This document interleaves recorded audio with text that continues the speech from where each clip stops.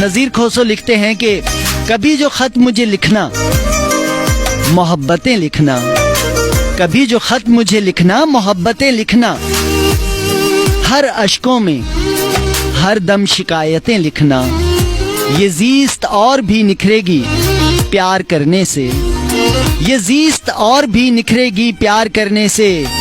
جو میرے ہجر میں گزری قیامتیں لکھنا، تقاضا تم سے کروں گی تو روٹھ جاؤ گے، ہے صاحب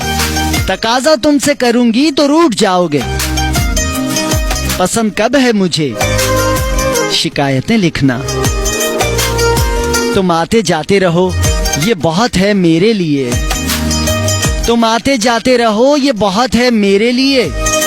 نہ آ سکو جو کبھی تو قباحتیں لکھنا۔ بہت خوب نذیر کھوسو صاحب، بہت بہت شکریہ، آپ بھی شامل رہے پروگرام میں۔